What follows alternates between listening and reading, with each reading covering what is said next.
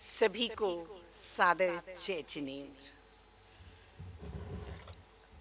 आज का दिन बहुत अच्छा है और मिताभी जी को तो बहुत बहुत बधाई हो कि उन्होंने आज का दिन चुना किस चीज को सेलिब्रेट करने के लिए।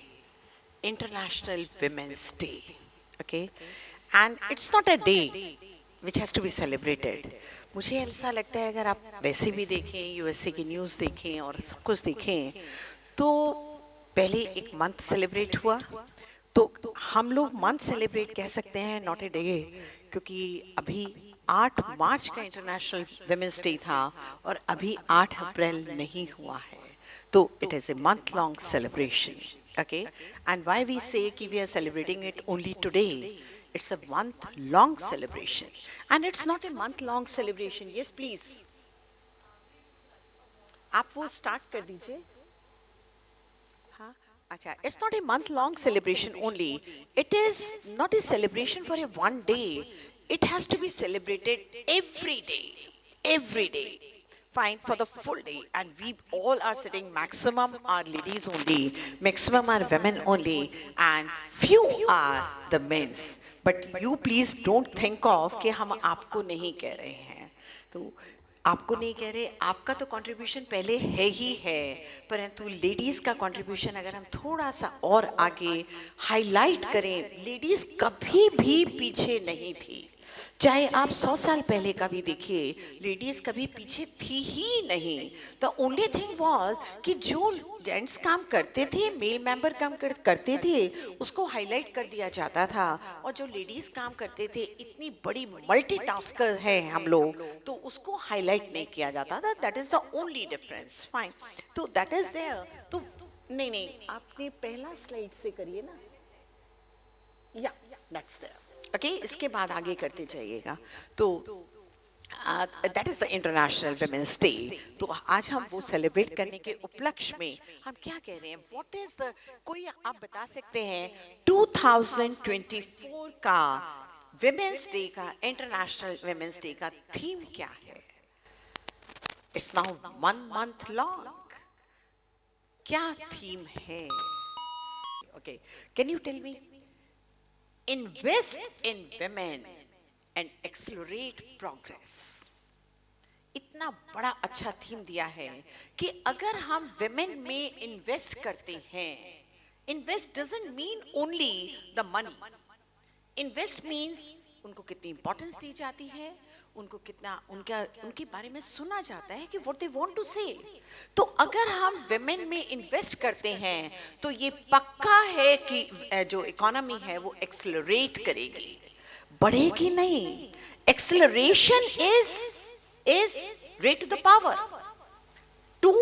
सपोज मैं 3 का पावर कह रही हूँ, तो 3 + 3 comes out to be 6 only, but 3 raised to the power 2 comes out to be 9। 9 raised to the power 2 comes out to be 81, but 9 + 9 is only 18। Fine, and I am using the word accelerate।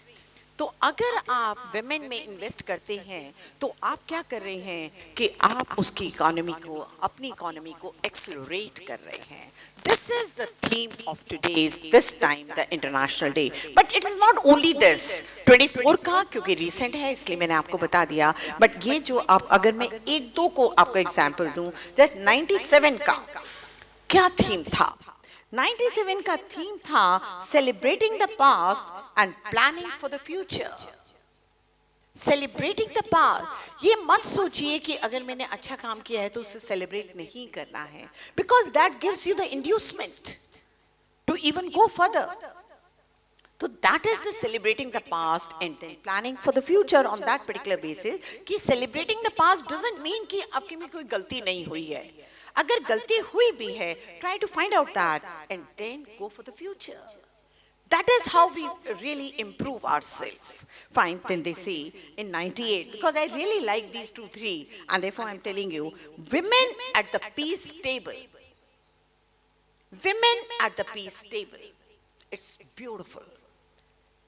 Women को आप देखिए क्या, कितनी importance दी गई है कि अगर आपको शांति रखनी है, शांति करवा भी सकती है और रखनी है तो उसकी इंपॉर्टेंस भी है।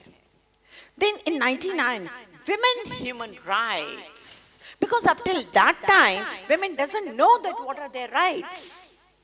So that was the theme, and I'm not discussing the other thing. Therefore, if we want to celebrate, इसमें बहुत कुछ बोलने को है, but because I have to just concentrate on any other things, तो मैं आपको एक simple कहूँगी, किसी चीज की celebration करनी है, Women's Day की करनी है, Children's Day की करनी है, Father Day की करनी है, anything, तो हम celebrate कैसे करते हैं?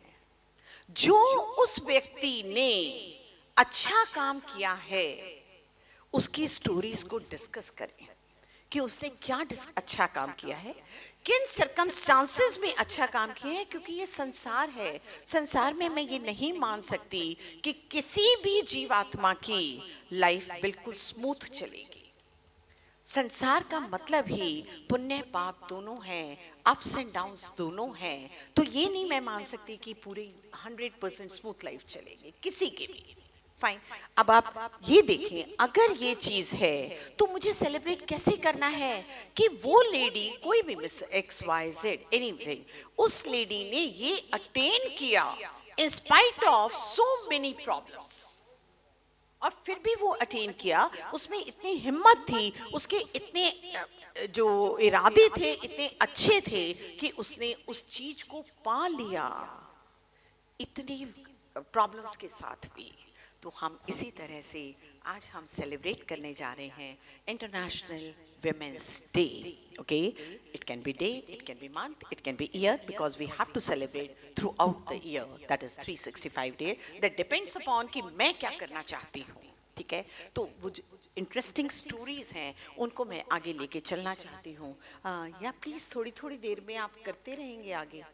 हाँ, अब देखिए, इसमें मैंने थोड़ा सा यही लिखा था कि if one man can destroy everything, why can't one girl can change?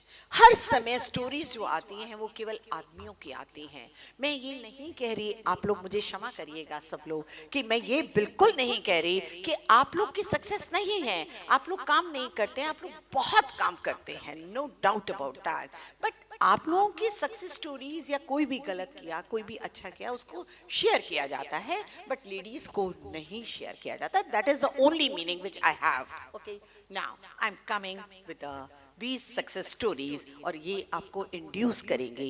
मैंने द्रौपदी को सबसे पहला कैरेक्टर क्यों लिया है, क्योंकि ये ठीक है जैन फॉरम है, बट आई कैन अंडरस्टैंड कि सारे जने शायद जैन नहीं होंगे, ठीक है? एंड द्रौपदी एक ऐसा कैरेक्टर है जो नॉन जैन और जैन सभी मेरे ख्याल जानते होंगे। तो द्रौपदी का कैरेक्टर कोई भी 1% बता सकता है मुझे? क्या था, कौन थी Draupadi? The next one, now ये मैं आपको उनका कैरेक्टर बताऊंगी, और उसमें जो जो भी हैं उनको मैंने पहले लिखा है। कैरेक्टर्स जो हैं कि चंपा नगरी में जो उनका पैदा हुई थी, वो उनके पहले के 7 भाव बताऊंगी। तो वो मेघावन, सोमदेव, सौमिला, सोमदत्त, उनके 3 पुत्र थे। सोमदेव की पत्नी सौमिला थी। These are the real names, whatever the real names at that time was there. Okay, now 3 पुत्र थे, सोमदत्त, सोमिल और सोमभूति। अब मैंने इनके साथ ये लिखा है कि जो सोमदत्त थे वो युधिष्ठिर का जीव था, क्योंकि युधिष्ठिर तो सब जानते हैं कि कौन युधिष्ठिर थे, बट उनकी पुरानी कथा नहीं जानते। क्यों मैं ये बताना चाहती हूँ, क्योंकि ये जैन धर्म में, या मेरे ख्याल सभी धर्म में, मैंने बौद्ध धर्म बाकी नहीं पढ़े हैं, तो सभी धर्मों में ये पक्का है क्या कि आज मैं जैसा कार्य करती हूँ, जैसे भाव करती हूँ, उसका मुझे रिपरकशन, उसका फल मुझे मिलता है आगे के भवों में, ठीक है? तो इसलिए मैं उनके भाव बताना चाहती हूँ, पीछे ही थोड़ी रखिएगा। तो भाव बताना चाहती हूँ कि युधिष्ठिर को तो हम सब जानते हैं, परंतु वो पिछली पर्याय में किस नाम से जाने जाते थे, वो थे सोमदत्त, ठीक है? एंड सोमिल भीम का जीव था, जो आगे जाके भीम बना, जो अर्जुन, एंड देन सोमदेव का साला अग्निभूति था, एंड अग्निभूति की पत्नी अग्निला थी, और जो धनश्री, ध्यान दीजिएगा, आप लोगों ने जाना है नकुल, सहदेव और द्रौपदी तीनों को जानते हैं आप, परंतु उनके पिछले पर्याय में उनके क्या नाम थे? पहले क्या नाम थे? नकुल का जीव धनश्री था। अब आप कहेंगे धनश्री तो लेडी थी, तो ऐसा नहीं है कि अगर मैं इस बार मेल मेंबर बनी हूँ तो हमेशा ही मेल बनी होंगी। मैं तिर्यंश बन सकती हूँ, मैं देव जा सकती हूँ, मैं लेडी बन सकती हूँ, I can be anything.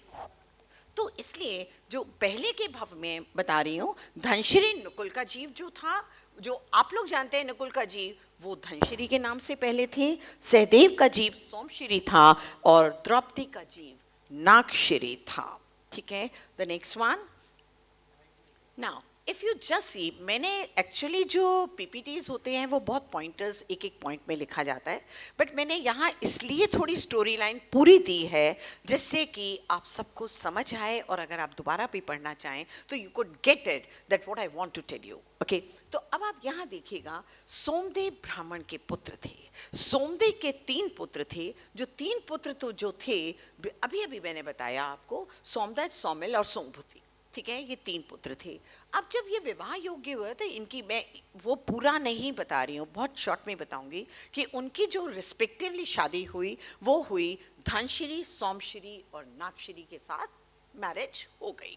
Just to give the base. अब क्या हुआ, उन्होंने एक मुनि महाराज का उपदेश सुना। जब उपदेश सुना तो जिन धर्म के अंगीकार दीक्षा ले ली। किसने? फादर ने। अभी तीनों बच्चों ने नहीं ली है, फादर ने, जो सोमदेव थे, ब्राह्मण थे, उन्होंने दीक्षा ले ली। तो एक मुनि महाराज आ रहे थे, उनके सामने मुनिराज को सतन। अब क्या हुआ, कोई बहुत ज़रूरी काम था, तीनों की शादी हो गई, दैट मीन्स 6 मेंबर्स आते हैं। 6 मेंबर्स में से 5 मेंबर्स को किसी बहुत ही ज़रूरी काम से जाना पड़ा। इतने में मुनिराज विहार करके आ रहे थे। तो जब विहार करके आ रहे थे तो उन्होंने सबसे छोटी, कौन थी? सबसे छोटी नागश्री थी। तो नागश्री को घर पे छोड़ा कि आप मुनि महाराज को आहार दीजिए, क्योंकि हम लोग माने या ना माने, अगर मेरे घर के सामने से मुनिराज जा रहे हैं तो इट्स अ ग्रेट थिंग कि मैं उन्हें आहार दे सकूं, आहार दान दे सकूं। तो नागश्री को छोड़ा कि आप उन्हें आहार दान दीजिए। अच्छा, अब नागश्री जब आहार दान के लिए रुक तो गई, छोटी बच्ची थी, तो उसको ये लगा कि ये मुनिराज की वजह से मैं घूमने नहीं जा पाई, तो उसे बड़ी अड़चन लगी। तो उस जेलसी में उसने क्या किया कि मुनि महाराज के आहार में जहर मिला दिया, तुंदबिका रस मिला दिया। जब वो मिला दिया, मुनि महाराज को कुछ नहीं है, अगर वो 7वें गुण स्थान वर्ती हैं, 6ठे गुण स्थान वर्ती हैं, तो वो बिल्कुल स्टेज को नहीं देखेंगे। अगर रियली में सानुभव है, सम्यक्त है, तो वो नहीं देखेंगे। उन्होंने बेझिझक वो आहार लिया। जब वो बेझिझक आहार ले लिया तो थोड़ी देर में ही उन्हें पता चल गया कि अब मेरा मरण अवस्था आने वाला है। तो उन्होंने क्या किया? सल्लेखना ले ली। जब सल्लेखना ले ली और प्राणांत खत्म कर दिए। अब जब ये लोग वापस आते हैं तो ये तो न्यूज़ 1 सेकंड में सबके में फैल गई, पूरे नगर में फैल गई। तो इसको नागश्री को घर से बाहर निकाल दिया, और इतना शर्म बाकी 5 को आया कि उन्होंने भी घर त्याग करके मुनि दीक्षा और आर्यत का दीक्षा बाकी ले ली, कि हमारे सबसे छोटी देवरानी, या जो भी आप रिलेशन से कहिए, कि उन्होंने इतना गलत काम करा है। ठीक है, अब ये चले गए। अब नागश्री को तो निकाल दिया। नागश्री का ध्यान दीजिए, ये है द्रौपदी का जीव। ठीक है, तो मैं मेन कंसंट्रेट इस पे करना चाहूंगी। तो अब नागश्री ने ये गलत काम किया था, उससे क्या हुआ, क्योंकि मैं यहाँ ये बताना चाहती हूँ कि एक एक भाव का आपको आगे हर भाव में कितना रिपरकशन होता है, कितना फल मिलता है, उसको हम नहीं सहन कर पाते, उसको हम विजुलाइज भी नहीं कर सकते, ना करना चाहते हैं। हम केवल चाहते हैं कि आज की डेट में क्या है, आज की डेट में मैं खुश हूँ या दुख हूँ, बस। अब वो किस कॉस्ट पे आ रहा है, दुख या सुख, उसको मैं नहीं ध्यान देती। मैं वो चीज़ यहाँ पे करना चाहती हूँ जैसे हम लोगों के विभाव बहुत अच्छे रहें और हम किसी का बुरा अंदर से कभी सपने में भी ना चाहें। That is what it is there. Now, अब नागश्री को घर से निकाल दिया, झूठन खाती थी, पानी नहीं मिलता था, ये था, बहुत परेशान रहती थी, और अल्टीमेटली परेशान रहते उसका आयु कर्म आया और वो उसको मरणांत हो गया। द नेक्स्ट वन, अब उसमें अगले भव में वो क्या हुआ, अब क्या हुआ, उनके ये हुआ, नागश्री का विष मिलाया तो क्या हुआ, बेइज्जत करके आगे निकाल दिया। और इससे मैंने लास्ट का पढ़िएगा, लास्ट बहुत मतलब जो मेरे मन की बात है, पाप पुण्य अपने आप दरवाजे खोल देते हैं। अगर पाप का उदय है तो मुझे अपने लिए दुख को इनवाइट नहीं करना, अगर मेरा पुण्य का उदय है तो मेरे को सुख के लिए इनवाइट नहीं करना।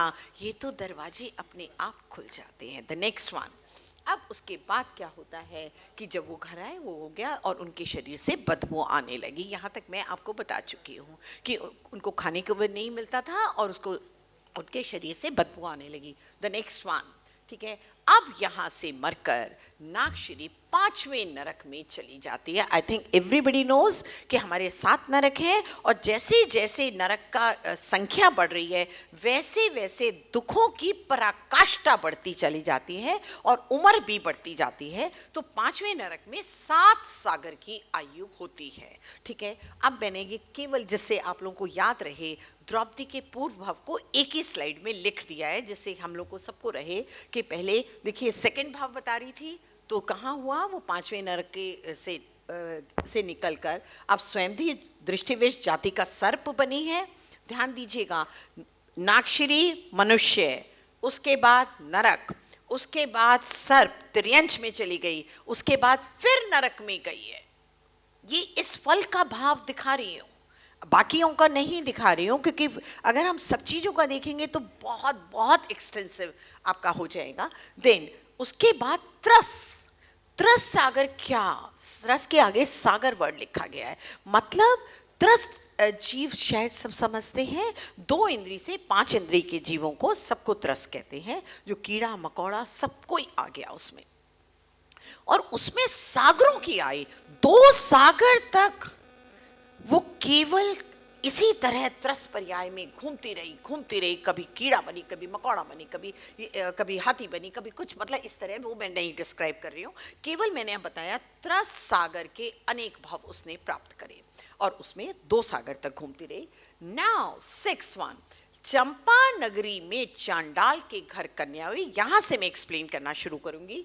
देन 7वें में सुपुत्री सुकुमारी बनी, फिर स्वर्ग में देवी बनी और फिर माकंदी राजा के यहाँ द्रौपदी का जन्म लिया। तो we will be taking up only the last 4 now. Okay, जरा नेक्स्ट करिएगा 6th। अब देखिए क्या हुआ, चंपा नगरी में चांडाल के घर पैदा हो गई। I need not describe you चांडाल कौन होता है। उनके घर में एक पुत्री के रूप में पैदा हुई। अब जब चांडाल के घर में पैदा हुई थी तो आप बताइए, अपने मन से पूछिए कि उस चांडाल की पुत्री का क्या वैल्यू होगी। ठीक है, जहाँ जाती थी ताने सुनने को मिलते थे, खाना नहीं मिलता था, डरी डरी रहती थी, दुर्गंध आती रहती थी, इस टाइप का उसका, क्योंकि पाप का तीव्र उदय था, बहुत तीव्र उदय था। इस तरह से वो चलती गई। दूर से एक दिन मुनि महाराज आए। वो इतनी ज्यादा, मतलब अपने अंदर कॉन्फिडेंस तो खत्म हो जाता है ना जब इतना आप सुनो, तो दूर से धीरे से मुनि महाराज को देख रही थी। मुनि महाराज की नजर उसके ऊपर पड़ी। जब उसके ऊपर पड़ी तो क्या हुआ, उन्होंने कहा धर्म वृद्धि हो, धर्म में आगे बढ़ो। दूर से, इसे नहीं पता था धर्म क्या चीज होती है, धर्म में श्रद्धान क्या होता है। तो उसने महाराज से पूछा धर्म आराधना का मतलब क्या होता है।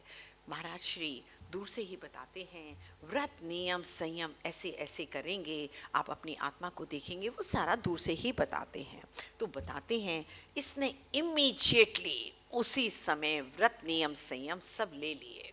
व्रत नियम संयम ले लिए, कोई नहीं तोड़ा, खाने को नहीं मिलता था, पीने को नहीं मिलता था, ताने मिलते थे, सब तरह के पाप के होते थे, परंतु कोई भी नियम नहीं तोड़ा।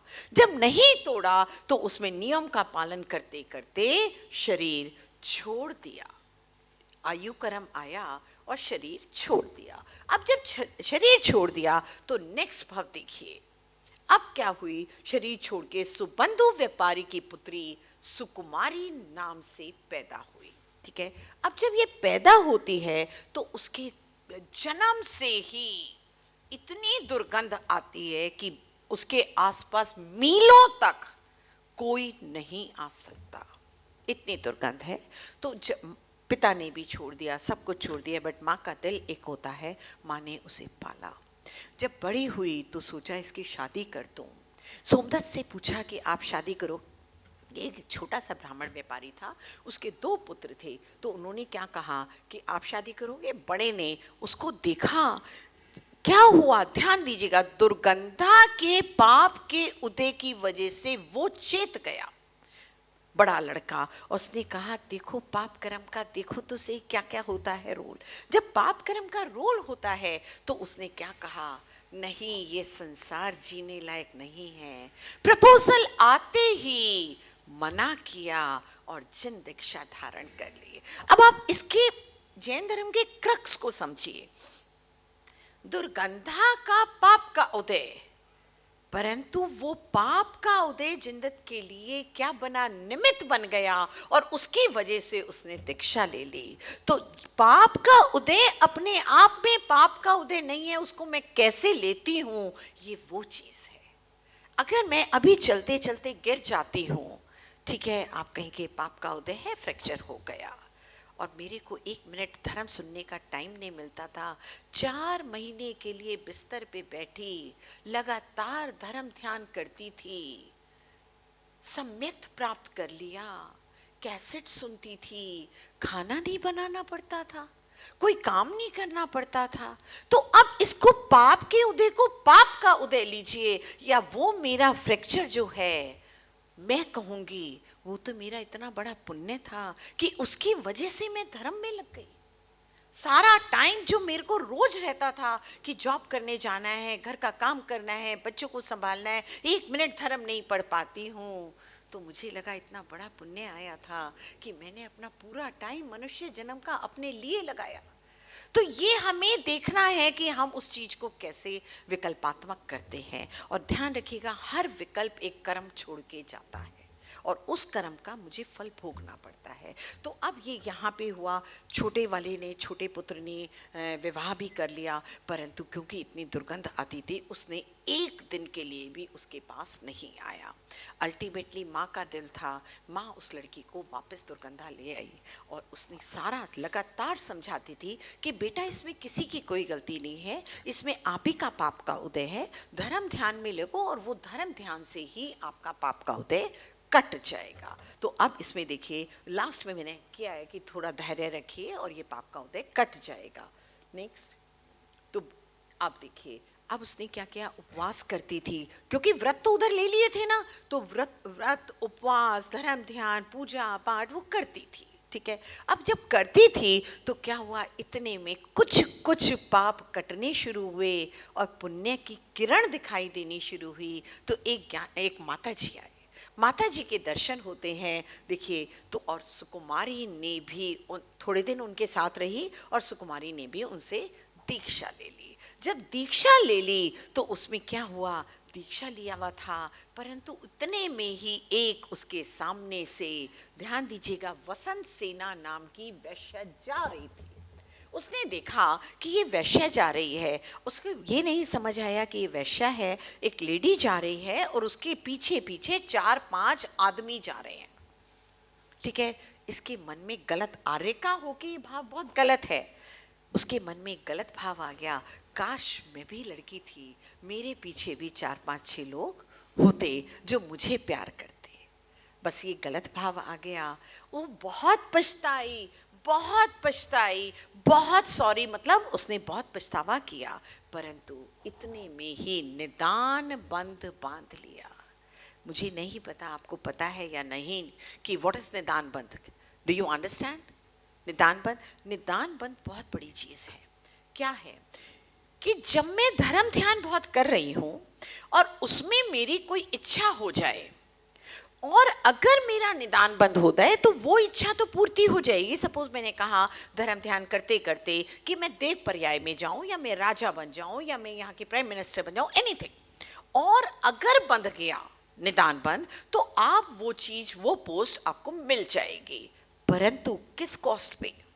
तो आप कहोगे तो निदान बंद बहुत अच्छा है। निदान बंद कभी भी अच्छा नहीं है, क्योंकि आप इतना ज्यादा धर्म ध्यान कर रहे थे कि अगर आपने ये इच्छा, संसारिक इच्छा ना की होती, तो आप मोक्ष जा सकते थे, आप अरिहंत सिद्ध बन सकते थे, आप मुनि महाराज बन सकते थे। और वो वाला जो पुण्य है वो तो अटूट पुण्य है। ये जो बाहर की मेरे को तुच्छ चीजें मिलने का पुण्य है, ये तो बहुत छोटा सा पुण्य है।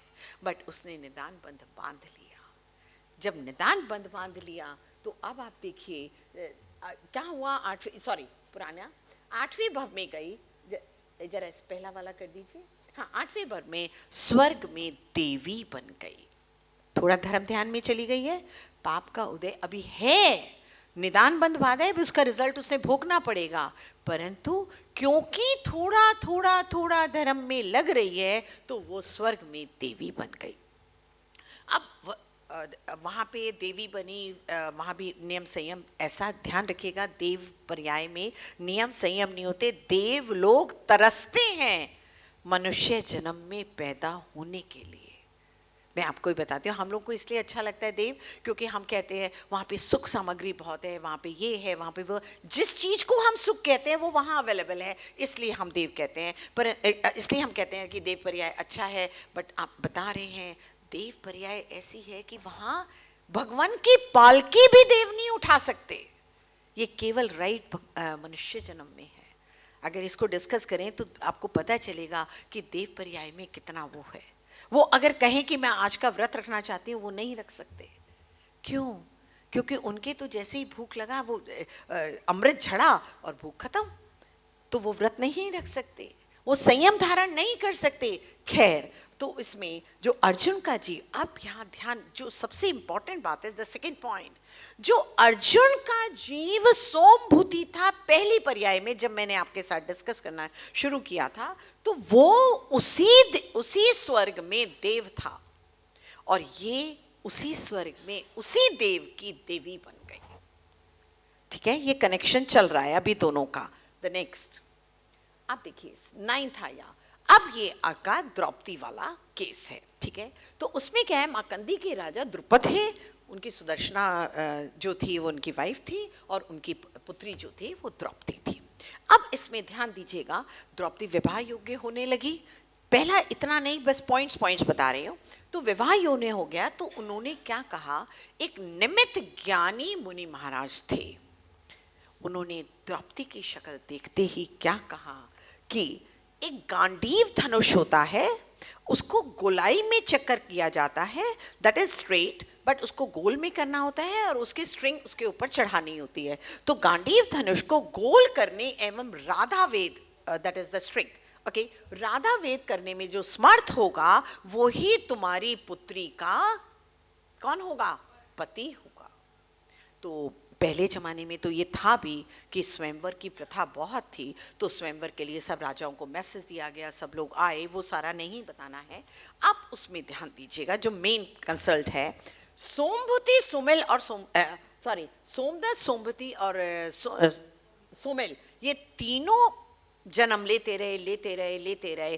अब क्या हुआ, इस समय पांडु की, ये शायद आप सबको पता ही है, पांडु की पहली पत्नी जो कुंती थी, उनसे 3 पुत्र उत्पन्न हुए। उनका नाम इस भव में क्या था, युधिष्ठिर जो सोमदत्त का जीव था, भीम जो सोमिल का जीव था, और सोमभूति का जीव अर्जुन। इस तरह से 3 पुत्र पैदा हुए। बट इनकी दूसरी पत्नी भी थी एक और। तो जो दूसरी पत्नी माद्री थी, उनसे जो मित्रश्री थी ना, 2 धनश्री और मित्रश्री, जो लड़कियां थी जिनसे शादियां हुई थी, उन्हीं का जीव नकुल और सहदेव के रूप में जन्म दिए। ठीक है, अब ये 5 हो चुके हैं और छठा हमारी द्रौपदी है। अब आप देखिए वही 6 है। मैं आपको कोरिलेट इसलिए करवा रही हूँ कि नहीं तो ये दिमाग से निकल जाता है कि ये जीव कौन से वाला जीव था। ठीक है, तो 6 के 6 हुए। अब 5, क्योंकि पांडु के 5 पुत्र हुए तो इसलिए उन्हें हमने पांडव कहा। ठीक है, अब आप देखिए, अब इन्होंने क्या कहा, जो पांडु जो पिता थे उनको वैराग्य हुआ, उन्होंने मुनि दीक्षा ले ली। ठीक है, तो अब केवल क्या रह गए, ये 5 पुत्र पांडव। ठीक है, उसके बाद क्या हुआ, जो आप सभी को पता है, इतना नहीं मैं बताना चाह रही। पांडु के 2 भाई थे, धृतराष्ट्र, सबको शायद पता है, धृतराष्ट्र और विदुर 2 भाई थे। धृतराष्ट्र के 100 पुत्र थे जिन्हें हमने कौरव कहा। तो अब क्या हुआ, धृतराष्ट्र को एक निमित्त ज्ञानी मुनि, और आप ध्यान रखिएगा जो चौथा काल, जो उस समय का काल था, वहां भी जितने मुनि होते थे वो maximum, I am not saying 100%, maximum वो द निमित्त ज्ञानी। निमित्त ज्ञानी मतलब उन्हें आगे का भाव पता चल जाता था कि ये अगर दुख या सुख है तो किस वजह से है और आगे जाके वो क्या करेगा। तो उनको निमित्त ज्ञान से जागे हुआ कि ये लोग तो लड़ाई हो जाएगी। तो उन्होंने क्या किया, देखिए ध्यान से देखिएगा, उन्हें पांडव कौरव का विनाश कर कर पांडव कौरव के राज्य को, जिससे वो ना हो तो पूरे राज्य को आधा आधा बांट दिया कि भाई 2 भाई हैं तो 2 भाई के पुत्रों को आधा आधा बढ़ जाना चाहिए। तो अब धृतराष्ट्र का बड़ा पुत्र कौन था, दुर्योधन। अब दुर्योधन को ये बात बिल्कुल एक्सेप्ट नहीं हुई कि आधा आधा बांट दिया गया। तो वो तो अंदर से कषाय में, उसको बहुत कषाई हुई, बहुत कषाई हुई। उसने सोचा क्या किया जाए। अब क्या किया जाए, तो उन्होंने क्या किया कि एक लक्षागृह बनाया और इन 5 को उसमें डाल दिया कि मैं लक्षागृह में वो क्या कहते हैं आग लगा दूंगा और खत्म हो जाएंगे। तो उसने मारने की करी, परंतु क्या आयु कर्म से पहले कोई मर सकता है? आप इसको कहानी को कहानी रूप में मत देखिए, इसमें सारे के सारे प्रिंसिपल्स अप्लाई करिए कि इसमें क्या कोई मर सकता है। मैंने सोचा मैं आपको मार दूंगी, परंतु आपको मारने में सक्सेसफुल नहीं होंगी अगर आपका आयु कर्म नहीं होगा। तो उनका आयु कर्म नहीं खत्म हुआ था। जब नहीं खत्म हुआ था तो वो एक कुमार में, माकंदी में एक कुमार के घर ब्राह्मण का वेश धारण कर कर वहां रह गए। अब क्या हुआ नेक्स्ट, अब देखिए द्रौपदी का स्वयंवर पहले हमने डिस्कस किया था। तो द्रौपदी का स्वयंवर शुरू हुआ। जब स्वयंवर हुआ सब लोग आ गए, ये हो गया, ये राजा वाजा सब आ गए। अब ध्यान दीजिए, सबने ट्राई किया कि वो धनुष को करके और उसके ऊपर स्ट्रिंग लगा दी जाए। कोई भी राजा सक्सेसफुल नहीं हुआ। जब कोई राजा सक्सेसफुल नहीं हुआ तो धृतराष्ट्र को बहुत बुरा लगा, द्रुपद को बहुत बुरा लगा। क्या कि मेरी लड़की के लिए कोई राजा ही नहीं है, क्योंकि वो तो स्वयंवर था। तो जो करेगा, जो सक्सेसफुल होगा, उसी के गले में वरमाला डलेगी। तो नहीं हुआ। तो अल्टीमेटली उन्होंने रिक्वेस्ट किया अर्जुन को, सबको पता है अर्जुन बहुत अच्छा धनुष्मान था, कि रिक्वेस्ट किया कि आप जाओ और उसको ट्राई करो। ओके, तो बाकी लोगों ने, ध्यान दीजिएगा, सबने ट्राई किया, कोई सक्सेसफुल नहीं हुआ। अर्जुन ने ट्राई किया, एक प्रयास में ही धनुष झुकाकर लास्ट बट व्हाट लाइन लक्ष्य राधा का वैध किया और सभी के मुंह खुले खुले। आश्चर्यजनक कि इसने 1 सेकंड में कर दिया। जो अग्नि निकल रही थी बाकियों के साथ, इसके साथ वो अग्नि नहीं निकली, and every other thing was there. As a result Arjun के गले में वरमाला डाल दी और वो उसकी पत्नी हो गई। नेक्स्ट, ठीक है। अब आप देखिए, हो गया या सॉरी, अभी आ रही है जी, अभी डाल रही है। अब क्या हुआ कि जब वो डाल रही थी, suppose just for an example, suppose आपकी गुलाब के फूल की वो डाल रही थी, तो क्या हुआ, इतनी तेज हवा का झोंका आया कि वो गुलाब के फूल टूटे और उनकी पंखुड़ियां बाकी जो 5 भाई खड़े थे सबके ऊपर पड़ गई। अब सबके ऊपर जब पड़ गई, वो वरमाला थी। तो जो एक फेमस है किंवदंती कि इसके 5 पति थे, वो इस वजह से, अब इसको कोरिलेट करिए पुराने से, तीसरे भाव से। वहां उसने क्या कहा था, मेरी सेवा करने के लिए मेरे 4 5 6 लोग हों। अब और उसका निदान बंध बांध लिया था। अगर निदान नहीं बांधा होता तो सम्यक्त करके वो बंध छूट सकता, मतलब कम हो सकता था, नॉट छूट सकता था, कम हो सकता था, बट निदान बंध था, वो तो उदय में आएगा ही आएगा। तो जैसे ही पंखड़ियां गई तो इस तरह से किंवदंती फेमस हो गई। अब आप देखिए, 5 पति वाली है, और आप सोच के देखिए, अगर किसी औरत के ऊपर यह आए कि ये तो 5 पति वाली है, तो you will not accept that, बहुत गंदा लगेगा आपको। तो ये सब मैंने इसीलिए मैंने लिखा है, उसकी इच्छा करके कभी भी पाप बंद मत करिए, that is what it's there. ठीक है, इच्छा से पुण्य जलता है, बढ़ता नहीं। ध्यान रखिएगा, लास्ट की जो मैंने एक लाइन लिखी है ना, आप किसी भी चीज की इच्छा करते हैं, मुझे 10 साड़ियां और मिल जाए, मुझे ये मिल जाए, मुझे वो मिल जाए, तो इच्छा करने से क्या होता है, पुण्य क्षय होता है, कम होता है, इच्छा करने से कभी पुण्य बढ़ता नहीं है। ये तो जैन धर्म का प्रिंसिपल है, तो इसको हमें अपने लाइफ में अपनाना है, ध्यान रखिएगा। ये बहुत बड़ा है, अगर मैं इसके बारे में आपको 2-4-5 एग्जाम्पल्स दूं तो that will take a long time, but ये मैं आपको प्रैक्टिकल एग्जाम्पल्स दे सकती हूँ कि आपने इच्छा की, आपने किसी चीज़ का मान किया, तो जिस मोमेंट मान किया उस दिन के बाद वो चीज़ आपके पास नहीं रहेगी। Try to analyse fine now afterward. अब आप देखिए किस जन्म में फल देगा ये नहीं पता। अब क्या हुआ, दुर्योधन के मन में बहुत ईर्ष्या कि हम तो खड़े रह गए, और अभी वो लोग पांडव क्या थे, पांडव तो सिंपल ब्राह्मण के पुत्र की तरह पेश किए गए थे, ठीक है। तो वो कहते हैं कि अरे ये क्या, मतलब उस दुर्योधन को ये एक्सेप्ट नहीं हुआ कि हम लोग हार गए और ये जीत गया, ठीक है। तो अब उन्होंने एक मैसेज भेजा, किस पे, द्रुपद पे, द्रौपदी के फादर पे भेजा कि आप ऐसा कीजिए, इनको कुछ रफा दफा, जैसे हम लोग आज की लैंग्वेज में नहीं करते कि कुछ दे दाके इनको रफा दफा करो ब्राह्मणों को, और फिर हम हमारे में से किसी राजा के साथ शादी कर दो। जो लैंग्वेज है अब द्रुपद की लैंग्वेज पढ़ने लायक है। वो क्या है वो मैं यहाँ से पढ़ के बताऊंगी। दुर्योधन ने भेजा कि नहीं लगा, द्रुपद को बुरा लगा, ठीक है। Now answer what the Drupad has given, just see. स्वयंवर में सफलता वीर को ही प्राप्त होती है। जो वीर है वही राजा है, जो राजा है वो वीर नहीं।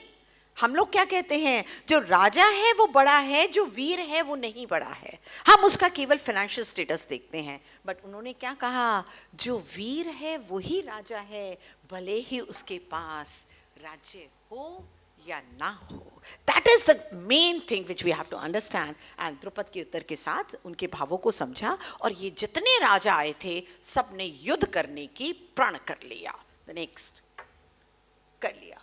अब देखिए वो गए, युद्ध करने का प्रण किया, युद्ध करने आ गए, सब कुछ हो गया, बट बहुत हंस रहे थे कि 5 जने मेरे साथ युद्ध करेंगे। आप देखिए उन्होंने क्या कहा, पांडवों ने, पांडव नहीं थे, सॉरी थे तो सही, बट नोबडी नोज कि वो पांडव हैं, वो ब्राह्मण की तरह थे। तो जब उन्होंने कहा कि हमें, द्रुपद से कहा कि हमें कुछ रथ दे दीजिए, कुछ ये इंस्ट्रूमेंट्स दे दीजिए, सब कुछ दे दीजिए, तो द्रुपद को समझ तो आ गया कि ये साधारण व्यक्ति नहीं है, परंतु उन्होंने सब कुछ दिया। 5 वर्सेस हजारों, माइट बी लाखों, ओके, इनका युद्ध हुआ। अर्जुन ने 1 सेकेंड में सबको खत्म कर दिया। They understood कि कैसे हुआ। जब वो दुर्योधन वगैरह हार गए, हार रहे थे, तो इतने में कौन आया, देखिएगा, द्रोणाचार्य आ गए। अर्जुन ने तो समझ लिया कि द्रोणाचार्य जी हैं, वो आपको सबको स्टोरी पता है, मैं नहीं बताऊंगी।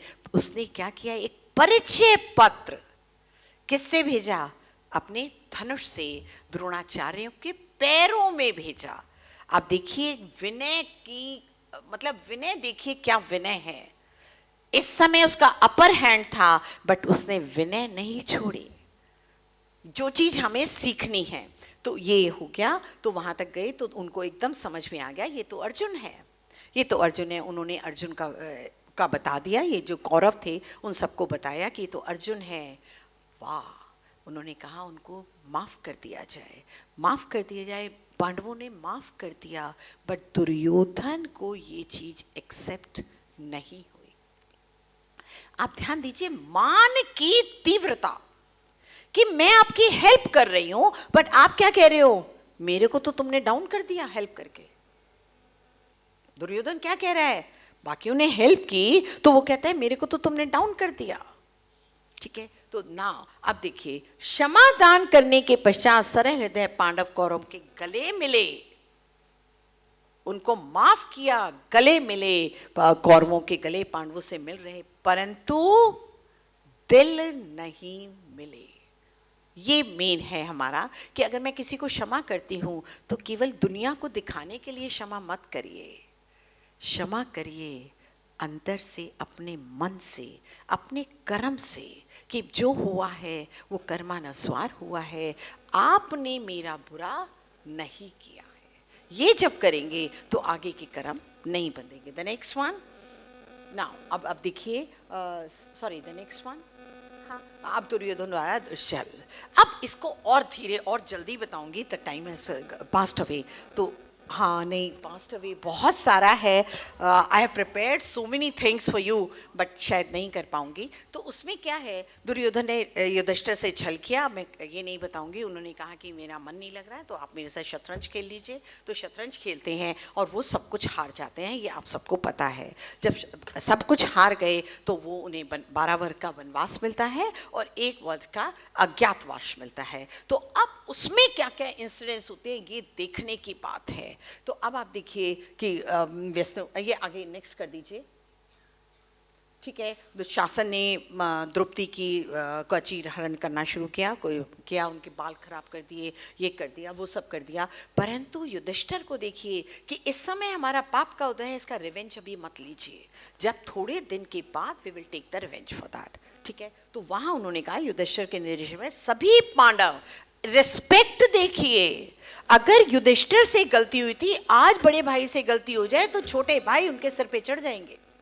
बट युधिष्ठिर ने जैसे ही कहा कि अब हमें वनवास पे जाना चाहिए, वो द्रौपदी को लेके वनवास पे चले गए। अब वो जब चले जाते हैं, द नेक्स्ट, अब वो चले गए तो उन्हें मुनि संग दिखाई दिया। जब मुनि संग दिखाई दिया तो उनके बड़े मन में भाव कि हम इन्हें आहार दें, परंतु उनके पास अपने खाने के लिए ही नहीं था तो वो नहीं आहार दे पाए। बट मुनि महाराज को समझ में आ गया कि इनके भाव ये चल रहे हैं कि किसी तरह ये मेरा हमें आहार दें। तो उन्होंने उनको पूरा समझाया, देखिए धर्म के वचनों से उन्होंने बहुत अच्छे से समझाया और फिर वो आगे चले गए। अब इतने में क्या हुआ, विद्याधरों के साथ दुर्योधन का युद्ध हो गया, उसमें बहुत ज्यादा परास्त हो गया। जैसे ही युधिष्ठिर को पता चलता है कि दुर्योधन परास्त हो गया है, वैसे ही युधिष्ठिर अर्जुन को भेजता है कि दुर्योधन की हेल्प करो, उसे बचाओ और लेके आओ। तो अर्जुन हेल्प करता है, वो युद्ध करता है और वो बचा के ले आता है। फिर दुर्योधन को मुश्किल होती है कि बचा तो दिया, परंतु मेरी तो ईगो पे ठेस लग गई। अब जब ईगो पे ठेस लग गई तो उन्होंने क्या कहा, वो बहुत बेचैन रहने लगा। द नेक्स्ट, बहुत बेचैन रहने लगा। इतने में उसने डिक्लेयर किया कि कोई ऐसा बंदा हो जो इन 5 पांडवों की हत्या कर सके तो मैं उसे आधा राज्य दे दूंगा। तो कनक ध्वज थे तो उन्होंने ये ऑफर दिया, मैं इन्हें मार दूंगा तो आप मुझे आधा राज्य दे दीजिएगा। इन्होंने एक विद्या सिद्ध की, विद्या सिद्ध करके, आपको पता है विद्या सिद्ध करने में क्या होता है कि एक देव आपका गुलाम बन जाता है और जो आप कहेंगे वो देव वो ही करेगा। ठीक है, तो देव बन गया। उन्होंने उसको क्या किया, मजे की बात अब देखिए, वो देव आ गया, विद्या सिद्ध हो गई कि आप 5 पांडवों को मार के आओ, ये इंस्ट्रक्शन आ गई।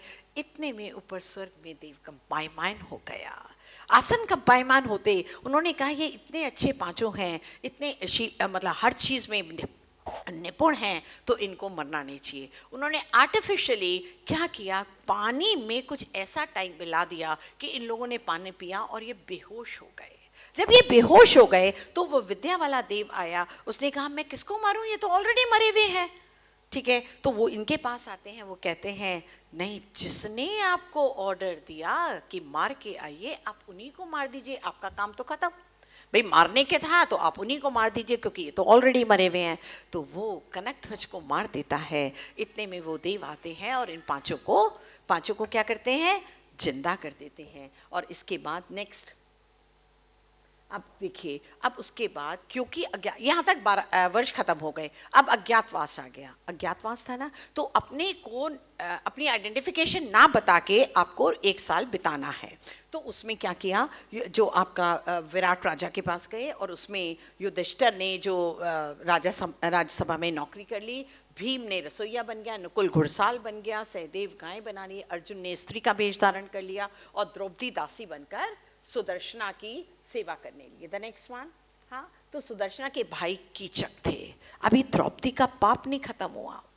कीचक आया, द्रौपदी को देखता है और उस पे दीवाना हो जाता है, काम वासना उभर जाती है। और उसने क्या कहा, एक पूरा नहीं बता रही हूँ, उसने भी एक विद्या सिद्ध की और उस विद्या वाले देव को कहा कि इसको उठा के ले आओ, द्रौपदी को उठा के ले आओ। वो देव क्या करता है कि वो पलंग समेत द्रौपदी को लेके आ जाता है। जब द्रौपदी की आंख खुलती है, वो देखती है मैं कहाँ हूँ, और एक नया सा कोई व्यक्ति खड़ा है।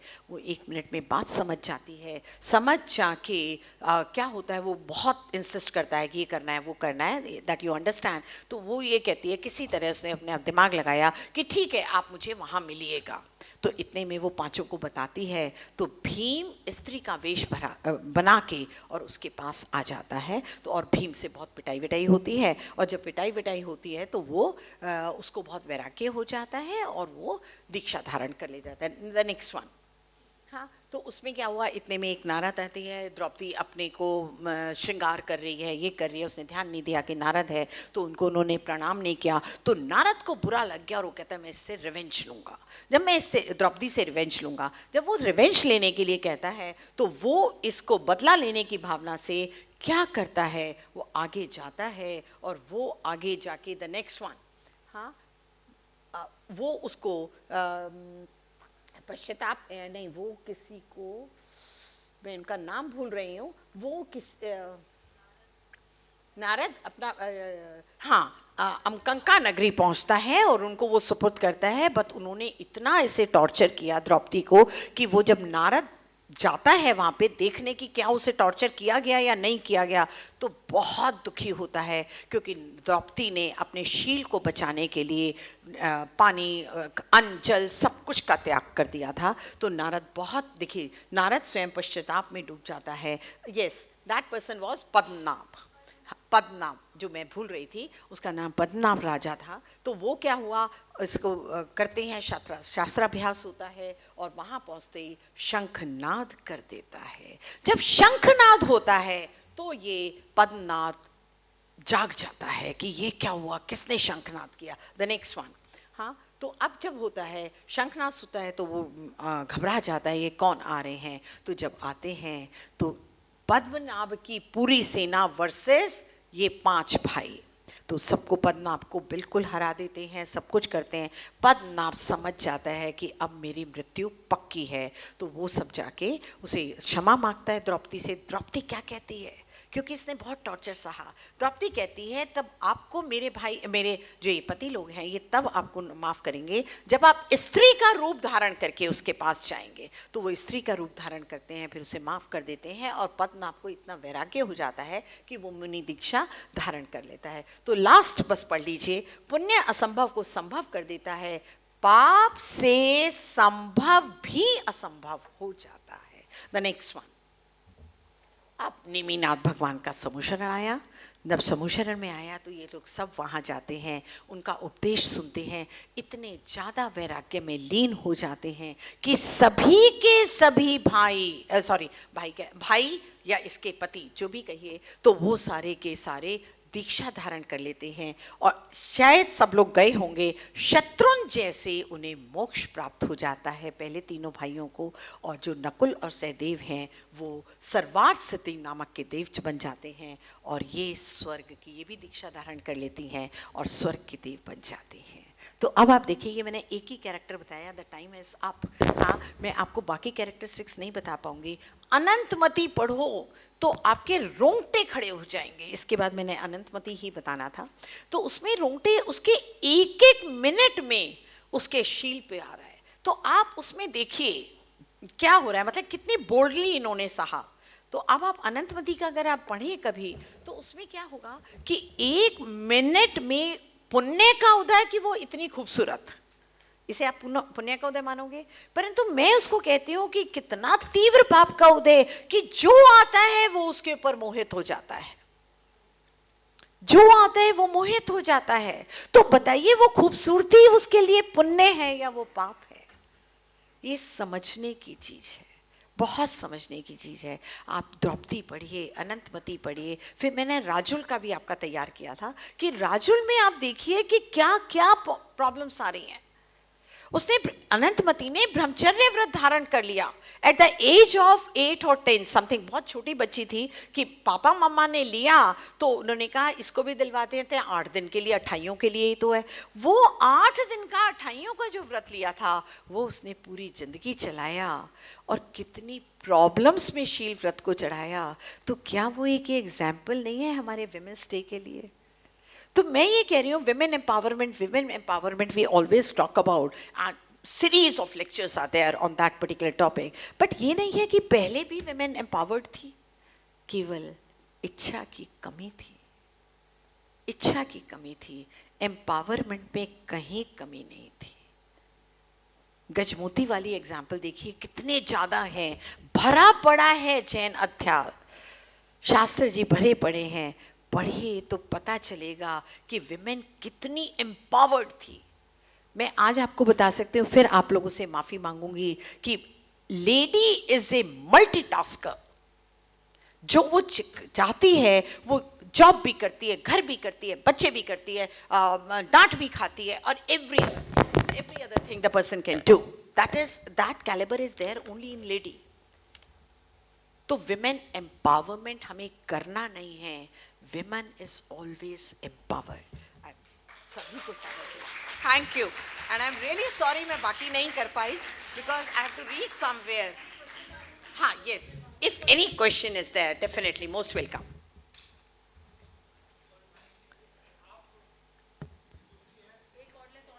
Indian women in Jain literature. Literature एक व्यापक शब्द होता है, उसमें जैन आगम भी होता है और वर्तमान योग के उत्तरार्ध का भी आता है, कहानियां आती हैं। आपके पास 50 से 60 मिनट का समय था, आप प्रोफेसर हैं, अगर आपको ये प्रश्न दिया जाता और बच्चा आपकी कहानी लिख के आता तो स्टोरी टेलिंग नहीं, सॉरी, कहाँ मेरी गलती रही?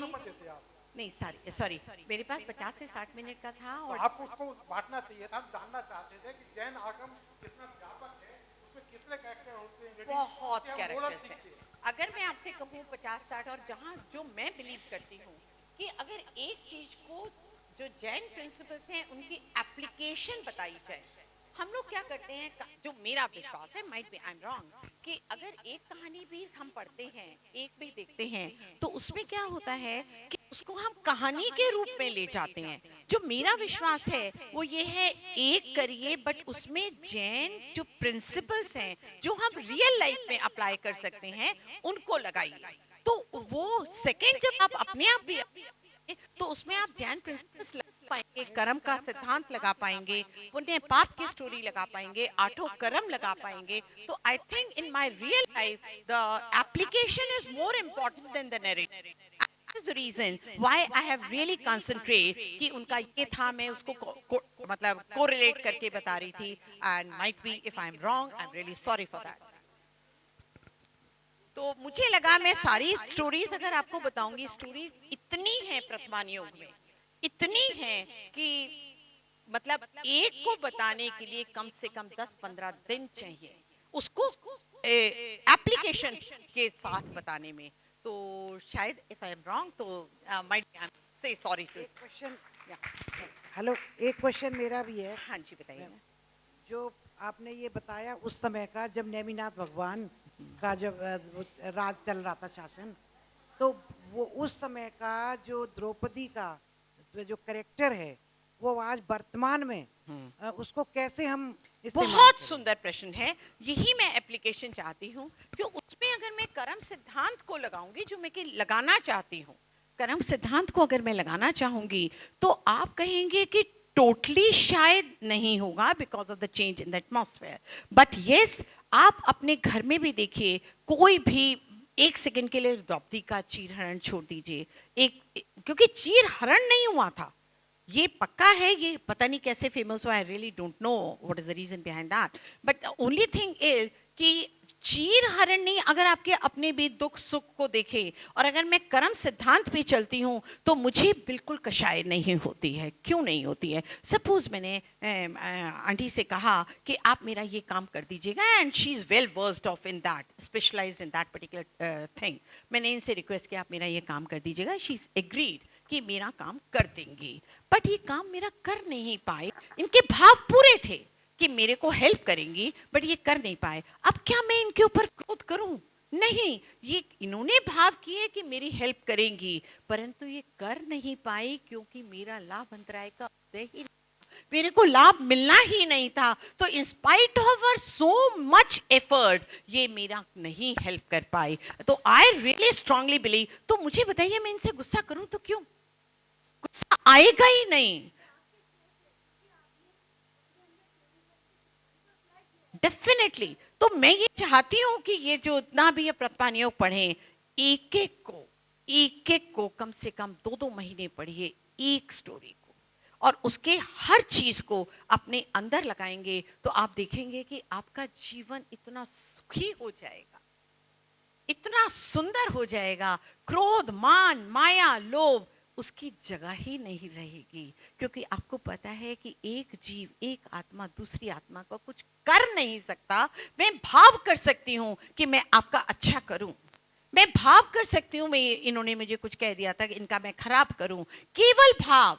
बट करने में सक्सेसफुल होंगी या नहीं होंगी, उससे मैंने कर्म तो बांध लिया, इनके प्रति द्वेष कर लिया, कर्म बहुत बांध लिए। बट अगर मैं सक्सेसफुल हूं या नहीं हूं इनका कर्म खराब करने में, ये इनके कर्म पे डिपेंड करता है कि उस समय इनका पाप का उदय था या उस समय इनका पुण्य था। तो I strongly believe in application. तो अगर आपको लगा गलत तो मैं माफी मांगती हूँ। Thank you.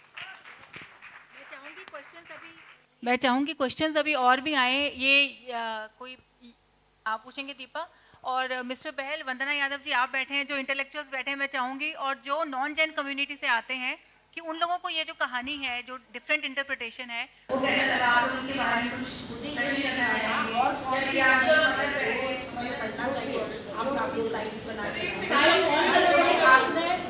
प्रिंसिपल से आगे चले जा, बिना कटवाने कटवर वाली हमारे जैनिज्म के प्रिंसिपल्स लगा के बताया, तो हम लोगों को बहुत अच्छा लगा है। उससे क्या हुआ, आपने एक बताया पर बहुत अच्छे से ब्रीफली डिस्क्राइब किया है सारे प्रिंसिपल्स लगा के। इसी तरह यदि हमें ये स्लाइड्स जो आप आगे बना के वो मिल सकती है तो हाँ, वो मिल सकती है, तो हम लोग भी उसका प्रिंसिपल लगाने की ट्राई करें। इसमें केवल 3 करके लाइन, जबकि 16 सतियां भूली जाती हैं।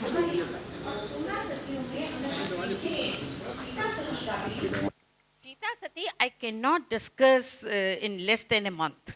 अगर एप्लीकेशन ओरिएंटेड चाहते हैं तो उसमें आपको एक एक इंस्टेंस पे आपको पता चलेगा कि वो क्यों। अब तो हम ऊपर ऊपर से बोल देते हैं वो सती हैं, उनके ऐसे भाव हुए तो क्यों, उनको ये गलत हुआ तो क्यों, और अच्छा हुआ तो क्यों हुआ। अग्नि परीक्षा में वो जली नहीं तो क्यों नहीं चली, वो उनके पुराने भावों का एक एक इंसिडेंस, एक एक भाव है।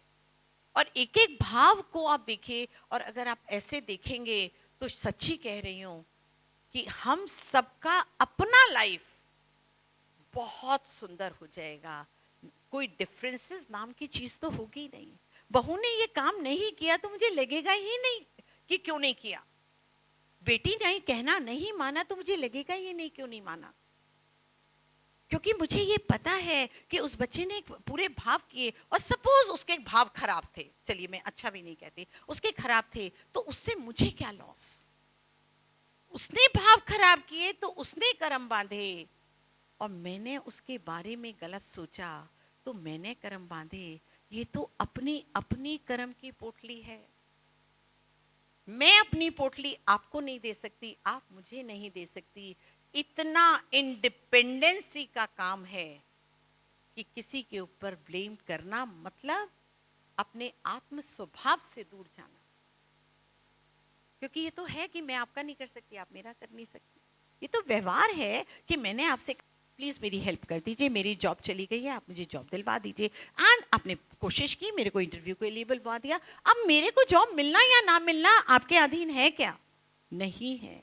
आपने भाव बहुत अच्छे किए, उसका पुण्य आपने बांध लिया, बट मिलना ना मिलना तो मेरे अधीन है। तो इसमें मैं आपसे कहूँ आपकी वजह से नहीं मिली तो बुद्धू मैं, गलत मैं या आप? गलत मैं। प्लीज अप्लाई कीजिए। हाँ। और पूछिए। जी। सर्वप्रथम सभा पटल की ओर से प्रोफेसर विभा जैन जी का धन्यवाद ज्ञापन करता हूँ। Thank you very much.